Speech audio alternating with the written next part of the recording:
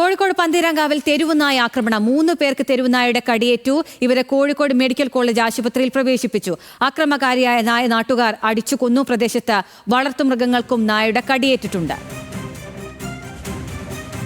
ചെന്ന് നോക്കുമ്പോൾ രണ്ടാളിട്ട് കടിച്ചുരുട്ടിയ നായ കടിച്ചുരുട്ടി മൂപ്പരെ വീണ്ടും നല്ല കടിയാണ് നെറ്റി കുടുങ്ങിയത്. നമ്മുടെ തലയ്ക്ക് രണ്ടാൾ നല്ല പരിക്കാർ ഉണ്ടാക്കുകയാണ്. അപ്പോൾ ഞങ്ങൾ ഒഴിവാക്കാൻ വേണ്ടി ഒരു അടി നായനടിച്ച് മെല്ലെ കയ്യൊക്കെ ഒഴിവാക്കി അവിടെ ഇട്ട് നായ രണ്ടടിച്ച് അവിടെ ഇട്ട് കഴിഞ്ഞ് ഇവരെ സോപ്പൊക്കെ ഇട്ട് കഴുകി അവിടെ ഇത്തിച്ച് മരുന്ന് തുണി കൊണ്ട് കെട്ടി. അപ്പോഴേക്കാണ് ഈ നായ പിന്നെ വീട്ടിൽ വരുന്നത്. അവിടെ വന്ന് എൻ്റെ നേരെ വന്ന് ഞാൻ അടിച്ച് ഒഴിവാക്കി. വിവരങ്ങളുമായി കോഴിക്കോട് നിന്ന് രമ്യ ദാസ് ഉണ്ട്. രമ്യ, ഇത് എപ്പോഴാണ് ഈ സംഭവം? ഈ പരിക്കേറ്റവരുടെ നില എങ്ങനെയാണ്? വിശദാംശങ്ങൾ.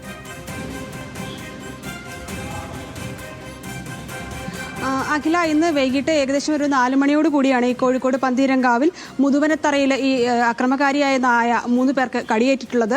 ഈ 3 പേരുടെയും സാരമായി തന്നെ കടിയേറ്റിട്ടുണ്ട്. അതായത് കൈകൾക്കും അതുപോലെ തന്നെ കാലുകൾക്കുമാണ് സാരമായി പരിക്കേറ്റിട്ടുള്ളത്. ഇവരെ ഇപ്പോൾ മെഡിക്കൽ കോളേജ് ആശുപത്രിയിൽ പ്രവേശിപ്പിച്ചിട്ടുണ്ട്.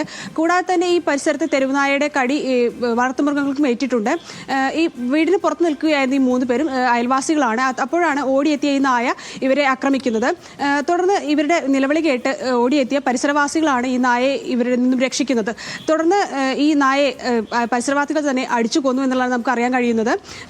ഈ കാരണം കൂടാതെ തന്നെ ഈ വളർത്തുമൃഗങ്ങൾ ഉൾപ്പെടെ ഈ നായയുടെ കടിയേറ്റിട്ടുണ്ട്. സാരമായി തന്നെയാണ് പരിക്കേറ്റുള്ളത്. ഈ 3 പേർക്കും കാലിനും അതുപോലെ തന്നെ കൈകൾക്കും സാരമായി ആഴത്തിലുള്ള മുറിവേറ്റിട്ടുണ്ട് എന്നുള്ളത് തന്നെയാണ് നമുക്ക് മനസ്സിലാക്കാൻ കഴിയുന്നത്. നിലവിൽ ഇവരെ മെഡിക്കൽ കോളേജ് ആശുപത്രിയിലാണ് പ്രവേശിപ്പിച്ചിട്ടുള്ളത്. ഇതിന്റെ പ്രാഥമിക ചികിത്സ ഉൾപ്പെടെ നടന്നു വരികയാണ്. അഖില, ദാസാണ് വിവരങ്ങൾ നൽകിയത്.